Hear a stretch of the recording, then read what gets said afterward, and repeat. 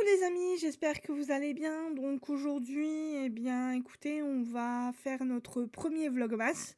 Alors c'est une deuxième fois pour moi parce que en fait je vous avais déjà fait cette vidéo, mais elle n'a pas été enregistrée, donc je suis obligée de la refaire. Mais par contre, vous avez loupé le chocolat.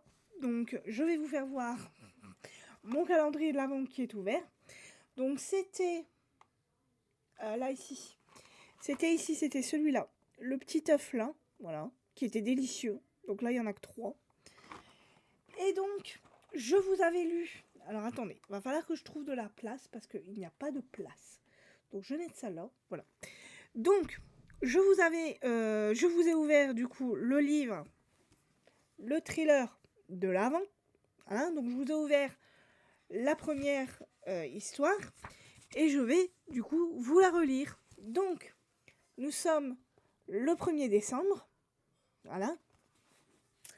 Et donc on y va. Je vous relis l'histoire. C'est parti. Un claquement sec, un choc, suivi d'un bruit de moteur, éjecte Naël de son sommeil. Dehors, une voiture démarre. Il chausse ses lunettes, posées sur la table de nuit, et jette un coup d'œil sur son portable. Le 1er décembre. Même pas 7 heures et son frère est déjà en route pour la fac. Tu parles d'un intello. Il s'étire, s'arrache de son lit dans un bâillement. « Salut, vieux !» Pepsi, son labrador, vient lui coller un coup de truffe humide. Naël part prendre son petit déjeuner dans la cuisine, où l'attend un mot de son frangin. « Je sors avec un pote ce soir, je rentrerai tard, ne m'attends pas. Il y a une pizza dans le frigo, à demain. » Donc là, vous le voyez, c'est la première image. Ensuite, on continue. Non mais quelle naze! Il a oublié son téléphone sur la table. Naël s'enfile ses tartines, va vite s'habiller et vérifie que toutes les portes sont fermées à clé avant de sortir. Quand il pense que sa mère est partie une semaine à l'autre bout du monde pour le travail, dans un endroit où il n'y a même pas de réseau, et qu'elle leur a confié la maison, Mathis est censé s'occuper de lui en son absence, mais Naël n'a pas besoin de babysitter, et de toute façon son frère n'a aucune intention de jouer à ça. Naël va encore se débrouiller seul et se réchauffer une pizza. Dehors, tout est calme, la longue rue qui longe l'orée de la forêt est déserte. Les arbres s'agitent sous l'effet d'un petit vent glacial. Alors qu'il s'avance dans son allée, Naël aperçoit quelque chose au pied des arbustes. Il l'approche. Un livre. La couverture est grise, dans une espèce de vieux cuir, et 2 yeux jaunes brillent au milieu comme ceux d'un démon, caché dans la nuit. Il y a aussi une bouche grande ouverte et tordue, avec des rangées de dents acérées. Une figure diabolique qui fait vraiment flipper. Le roman maudit. C'est quoi ce truc? Naël passe un doigt hésitant sur ce titre écrit à l'encre rouge, au-dessus du dessin. Mais est-ce vraiment de l'encre?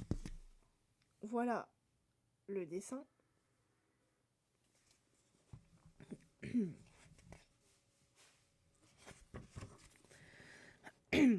On dirait du sang. Peut-être qu'il devrait reposer l'ouvrage là où il l'a trouvé sans regarder dedans. Son propriétaire l'a sans doute perdu et va sûrement le chercher, non? Naël a un mauvais pressentiment, un très mauvais pressentiment. Mais il est trop curieux, alors il regarde. L'intérieur est encore plus étrange. Il est composé de plein de chapitres scellés par du fil noir. Sur chacun d'entre eux, on trouve écrit à la main une date différente du mois de décembre. C'est super bizarre, mais Naël comprend vite le principe. Peut-être qu'il faut lire un chapitre par jour avant Noël en enlevant le fil comme pour les calendriers de l'Avent. D'où le titre. Mais pourquoi maudit? Salut mec! Naël relève la tête dans un sursaut. C'est Louise qui habite à quelques maisons de là. Il glisse vite l'étonnant objet dans son sac et il le check comme 2 vieux potes. Louise, c'est un peu la sœur qu'il n'a pas. Tout petit déjà, il faisait des concours d'euros et claquait des pétards au bord de la forêt. Direction l'arrêt de bus à 10 minutes de marche. Comme à chaque fois, le SDF qui traîne dans le coin vient leur réclamer du fric. Allez, quelques petites pièces pour un pauvre homme. Désolé, monsieur, on n'est pas plus riche qu'hier. Dans le bus, il n'y a plus de place sur les sièges de devant. Naël sent l'angoisse monter. Il baisse les yeux quand il approche. Pardon. Quand il approche de Loris Dupré et sa bande vers le fond. Des ignares de première, dont la plupart ont déjà redoublé 2 fois. Un pied surgit au moment où il arrive à leur niveau et lui fauche les jambes. Il s'étale de tout son long. « Qu'est-ce que tu dis de ça, mon jeté ?» lâche le chef de meute. Naël ramasse ses lunettes, qui ont volé, puis avec son ami, il se réfugie sur des sièges libres, tandis que ça rit et ça crie dans le bus. Le chauffeur intervient, tout le monde se calme. Donc là, on a Naël, Louise et le SDF à l'arrêt de bus.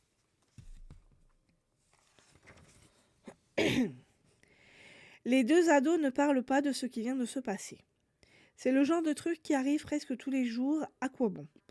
Naël sort son livre et le pose sur ses genoux. Désolée. C'est l'air qui rentre dans ma gorge et qui m'irrite la gorge. C'est pas grave.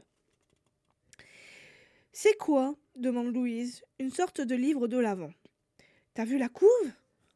On dirait plutôt un roman d'horreur. Du bout des doigts, Naël tire sur la ficelle noire qui relie entre eux les feuillets correspondant au 1er décembre. Sur la première des 2 pages du chapitre est écrite à la main. 1er décembre. Donc là, vous voyez, il y a Naël qui se prend le pied dans l'autre pied. Hein, voilà. Et là, ici, il y a le 1er décembre.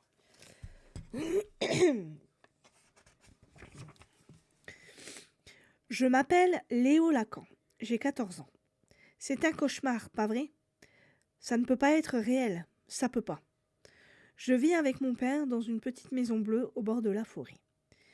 Mais quand j'ai ouvert les yeux, j'étais ici. Je sais même pas où c'est ici. J'ai hurlé « Papa !» Pendant des heures, 0 réponse, rien. Juste le silence qui te fait te sentir encore plus seul. Mes lunettes étaient posées sur une vieille table de nuit, toute bancale. Je les ai mises pour y voir un peu mieux.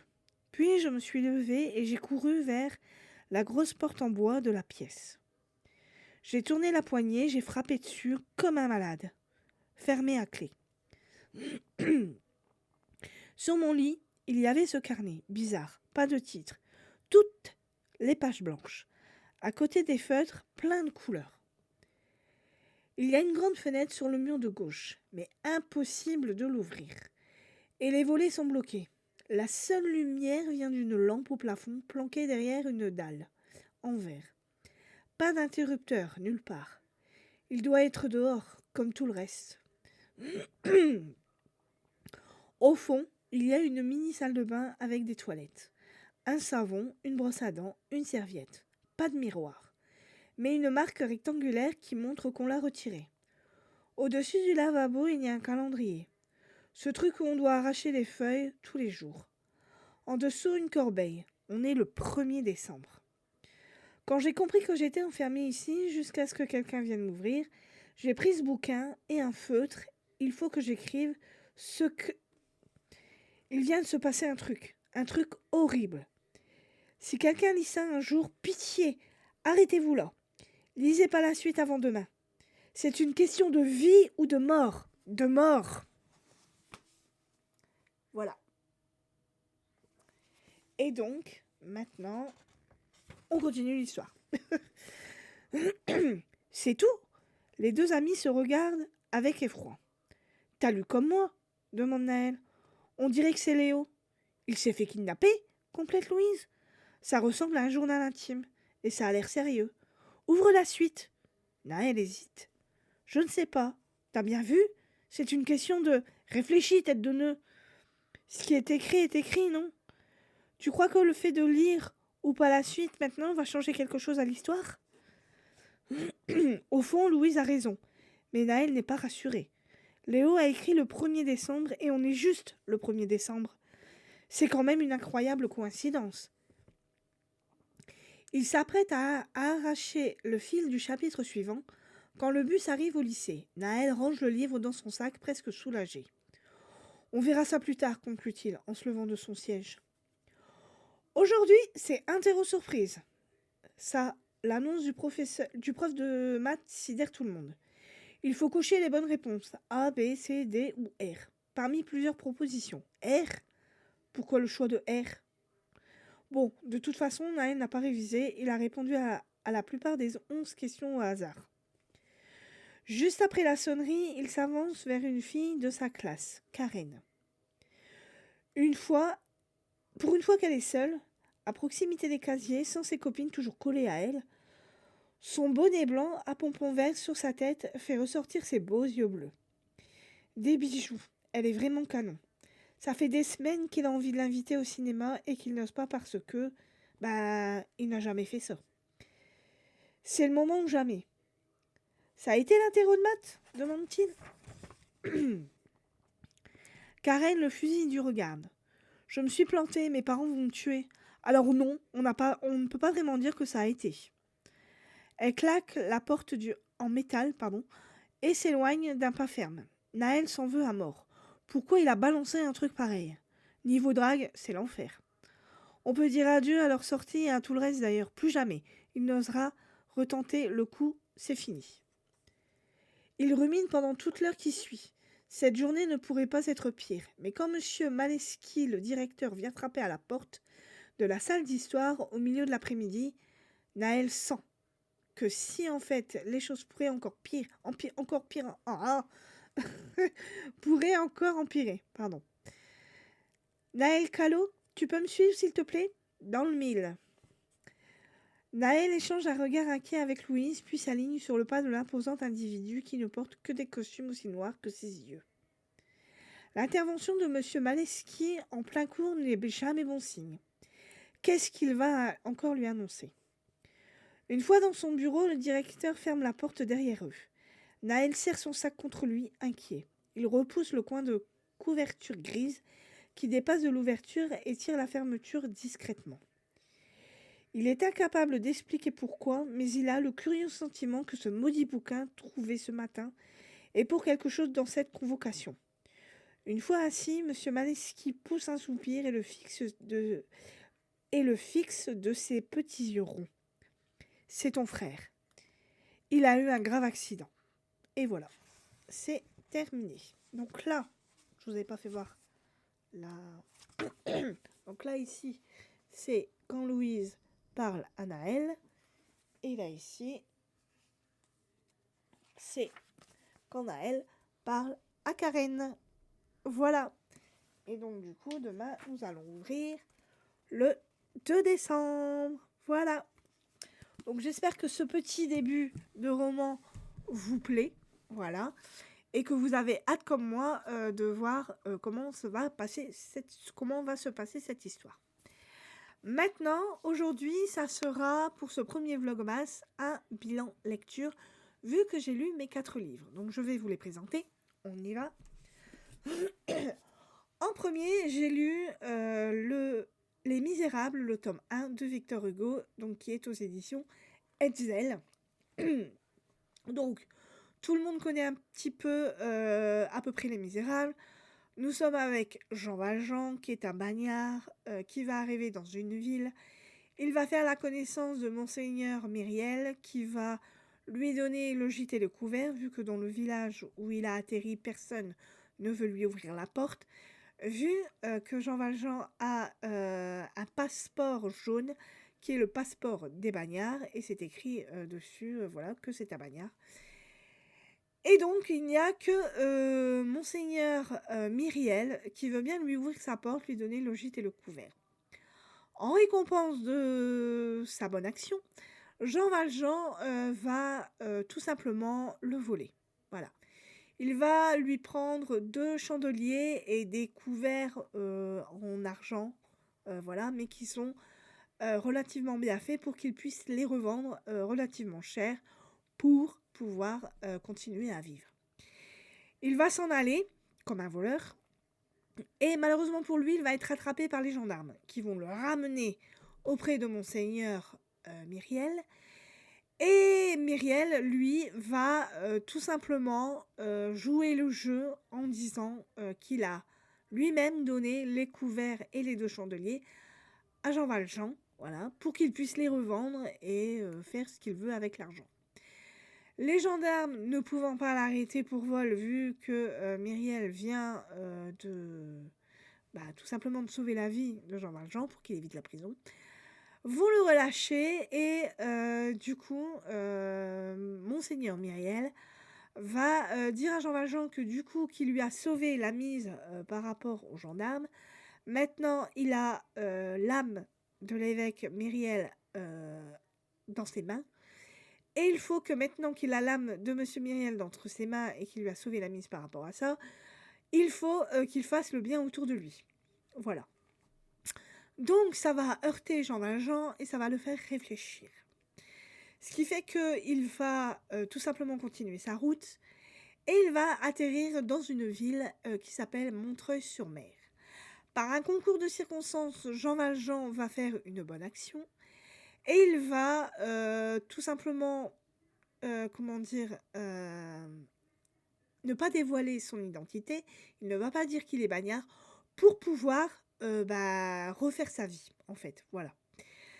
Et il va tout simplement devenir le notable de la ville. Donc il va travailler dans cette ville, il va donner du boulot aux habitants de cette ville et il va réussir à devenir maire de Montreuil-sur-Mer. Entre-temps, donc dans une autre ville, nous allons retrouver Fantine.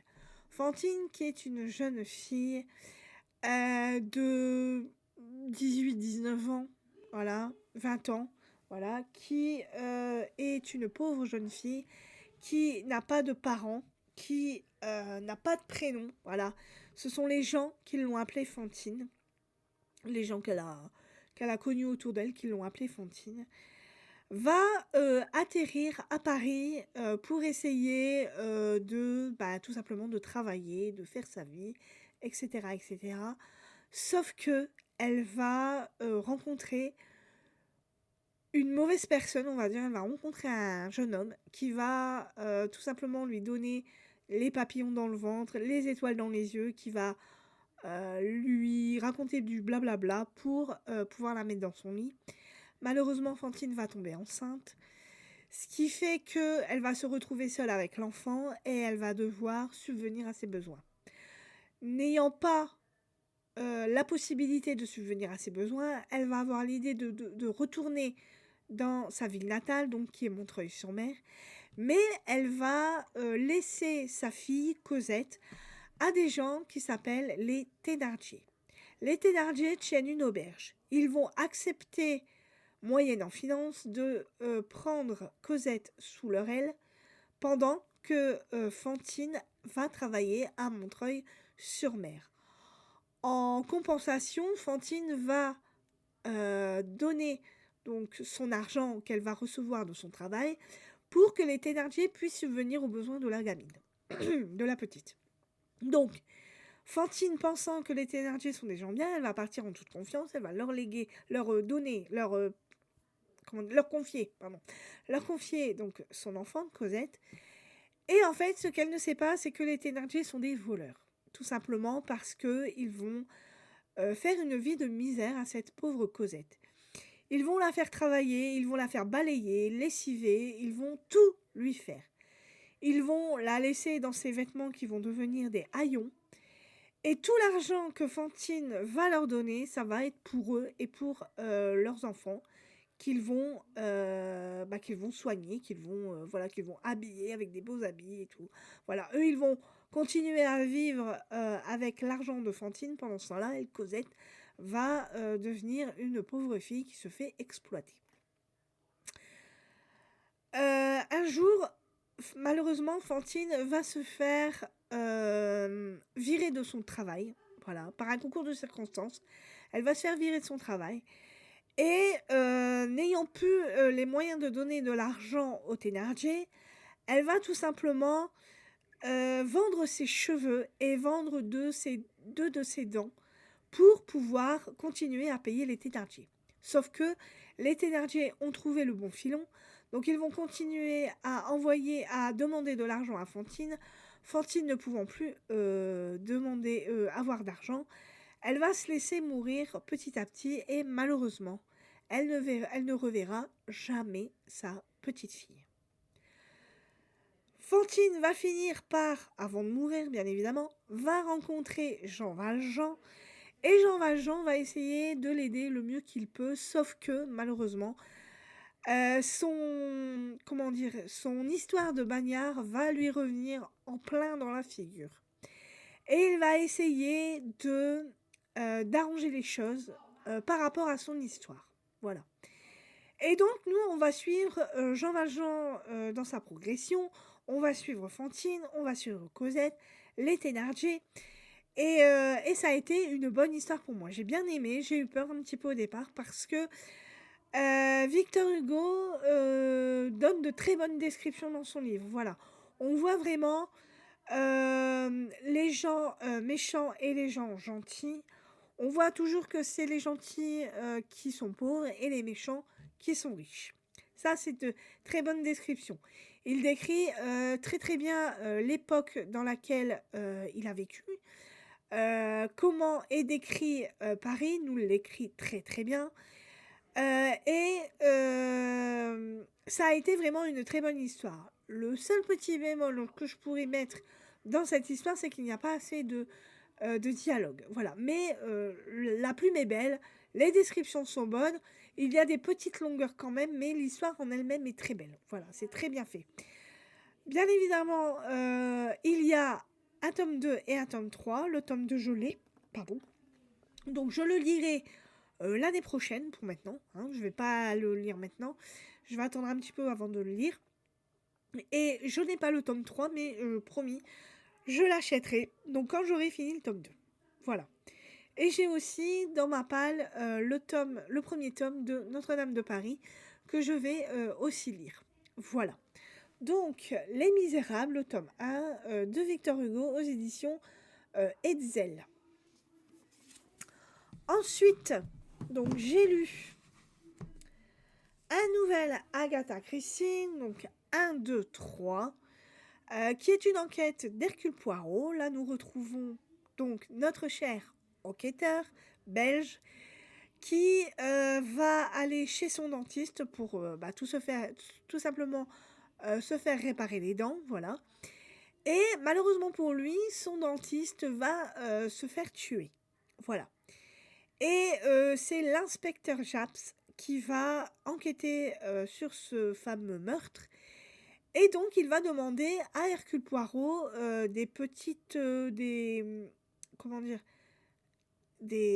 d'enquêter avec lui, tout simplement.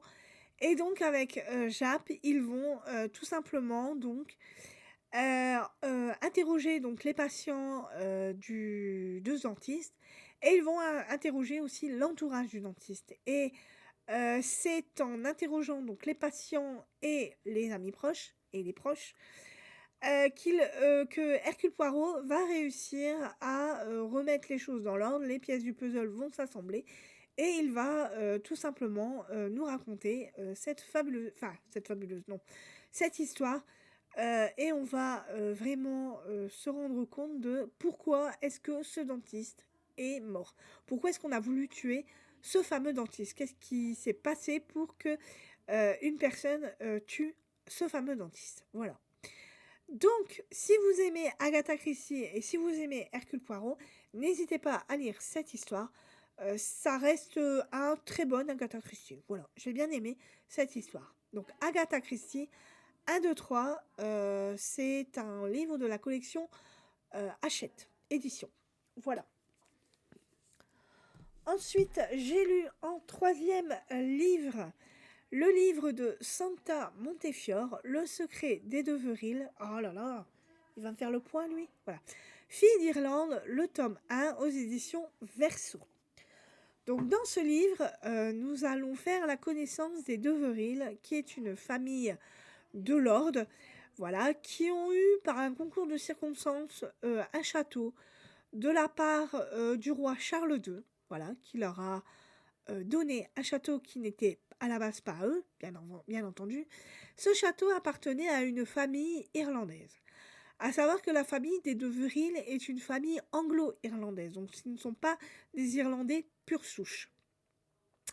Et cette histoire qui se passe en Irlande en 1900 va nous parler des Irlandais qui se sont révoltés contre, alors pas l'invasion anglaise, mais contre les Anglais qui vivaient à cette époque-là en Irlande et qui se permettaient d'avoir et de prendre des propriétés irlandaises, voilà, qui n'étaient pas à eux, qui étaient plus aux Irlandais qu'aux Anglais, voilà.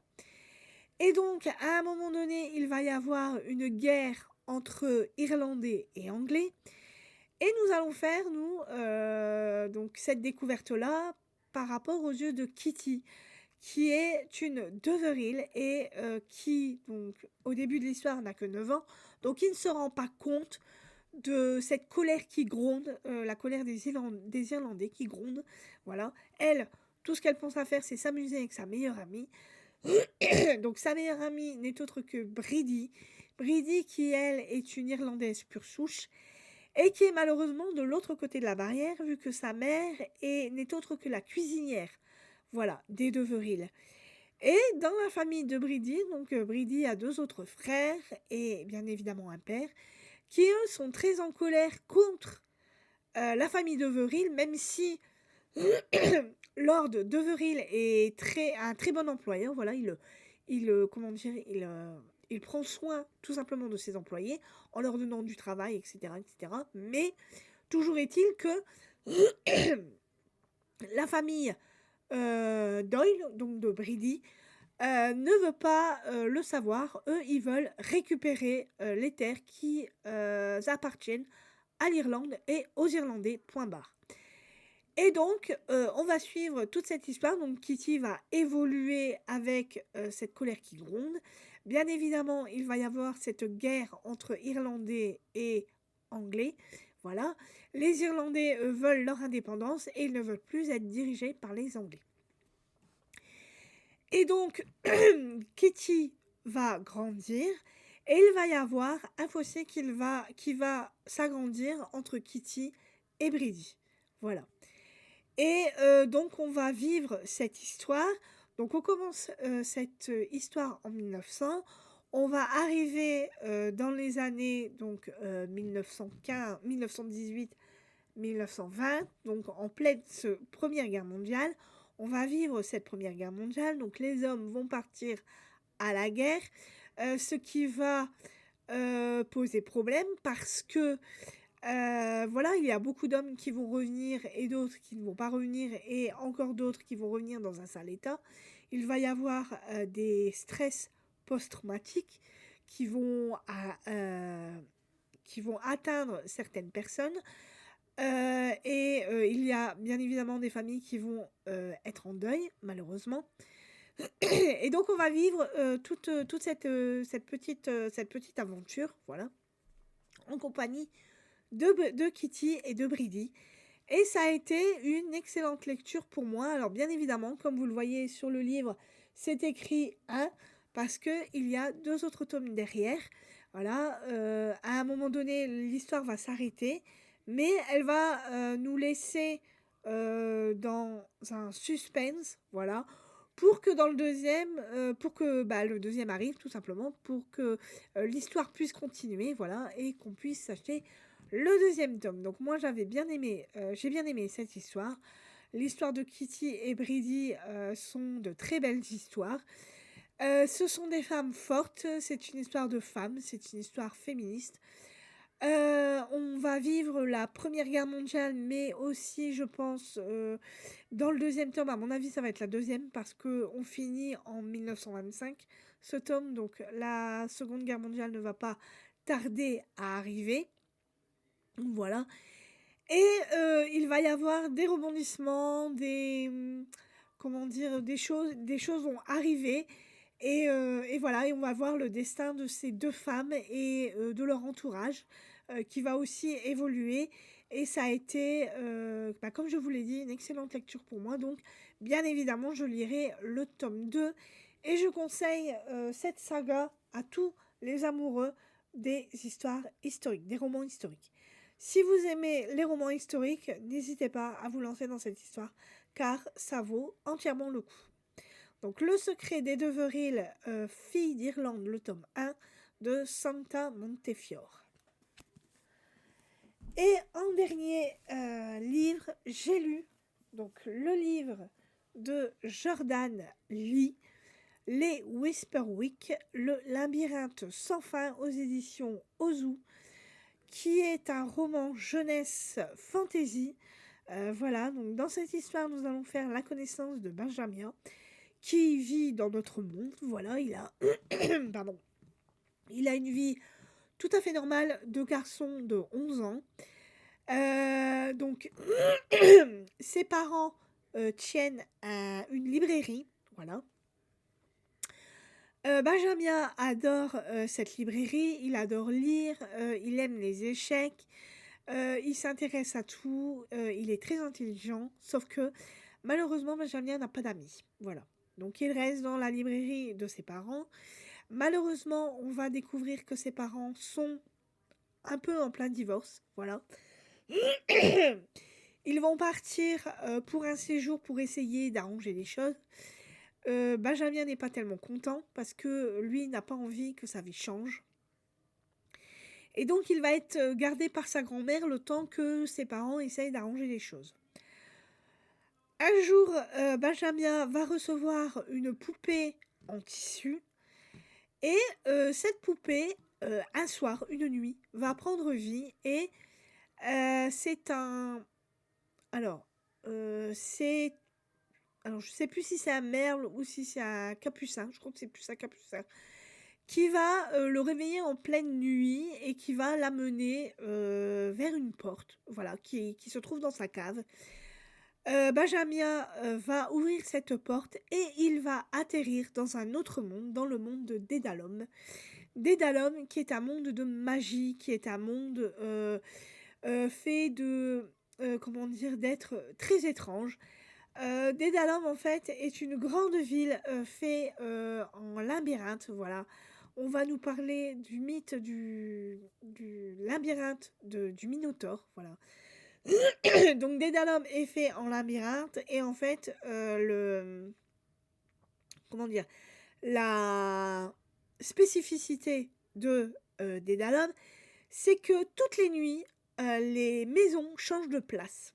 Voilà, le labyrinthe change et donc pour les habitants qui s'éloignent de trop de leur maison, ils ne sont plus capables après avoir passé une nuit dehors, ils ne sont plus capables de retrouver leur maison. Voilà. Et donc, Benjamin va arriver à Dédalum et il va être totalement abasourdi par ce qu'il va voir, car Benjamin n'est pas quelqu'un de très... Enfin, est quelqu'un de très rationnel. Il ne croit pas à tout ce qui est magique, à tout ce qui est pouvoir, à tout ça. Lui, il croit tout simplement aux faits réels. Pour lui, la magie n'existe pas. Ce n'est pas possible d'arriver dans un autre monde magique. Voilà. Sauf que là, il va découvrir des automates. Il va découvrir des gens qui sont prêts à vendre la couleur de leurs yeux pour pour d'autres objets, pour d'autres choses, voilà. Et il ne va pas réussir à y croire. Il va être accueilli par Ansel, qui a perdu son fils. Voilà, le fils d'Ansel a disparu du jour au lendemain et il ne cesse tous les jours d'aller voir la police pour essayer de voir où en est l'enquête. Sauf que ce que Benjamin va découvrir, c'est que la sœur jumelle de ce garçon disparu veut à tout prix retrouver son frère. Et en fait, elle va partir de chez elle pour essayer de retrouver son fameux frère jumeau. Et en fait, Benjamin va aller avec elle, pensant que si il arrive avec Elisabella à retrouver donc son frère jumeau, il pourra avoir la possibilité de retourner chez lui. Et là, il va y avoir une quête, une chasse au trésor, comment dire, ce livre a fait penser un peu au Petit Poucet. Voilà. Il fait aussi un peu penser à La Croisée des mondes. Si vous avez lu le livre ou si vous avez vu le film, vous savez de quoi je parle. Et ça fait un peu penser à ça. Et on va découvrir tout l'univers de Dédalom et on va rencontrer des personnages assez étonnants, très bizarres, mais euh, cette histoire nous fait plonger dans un monde de fantasy vraiment super. Moi, j'ai passé un excellent moment en présence de tous ces personnages différents, de cette quête vraiment très spectaculaire, on va dire ça comme ça, avec ce mythe du Minotaure. Et voilà, et on se pose vraiment la question de savoir s'ils vont tous les deux, donc Elisabella et Benjamin, réussir à retrouver ce frère qui a disparu. Et voilà, et donc on va finir par avoir la réponse à toutes nos questions donc, dans ce livre. Il va y avoir un tome 2 qui est sorti déjà depuis 2025, que j'ai dans ma palle et que j'ai bien évidemment l'intention de lire car j'ai très envie de retrouver Benjamin et Elisabella dans de nouvelles aventures avec les Whisperwinks. Voilà. Donc, si vous aimez les livres de jeunesse fantasy, n'hésitez pas car ce livre se lit tout seul. Voilà. Donc, Jordan lise Les Whisperwings, le labyrinthe sans fin aux éditions Ozu. Voilà. Donc voilà, ça a été le dernier livre que j'ai lu de cette palle. En ce moment, je suis en train de lire à nouveau Franck Tillier, donc à retardement aux éditions Fleuve Noir. Ensuite, j'ai l'intention de lire Steve Berry, une enquête de Cotton Malone, Le secret Atlas, aux éditions Le Cherche-Midi, pardon. Ensuite, j'ai l'intention de lire Christian Signol, d'une beauté sauvage, aux éditions Albin Michel. Et ensuite, pour finir, j'ai l'intention de lire le tome 2, Lackerston, de Sarah Riven, aux éditions BMR. Voilà. Donc voilà pour mes nouvelles lectures, voilà pour mon bilan lecture. Donc j'espère qu'il vous aura plu. J'espère que ce premier vlogmas vous plaît.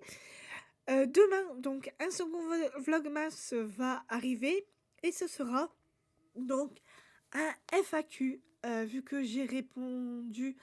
Non, vu que j'ai, pardon, noté toutes vos questions que vous avez écrits donc sur mon post sur YouTube. Je vais y arriver.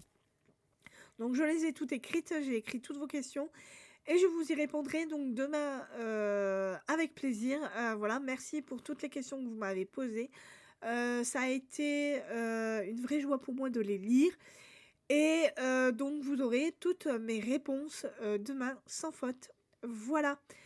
Donc je vous souhaite une bonne journée, un bon début de semaine et je vous dis donc à demain pour un nouveau vlogmas. Bye bye.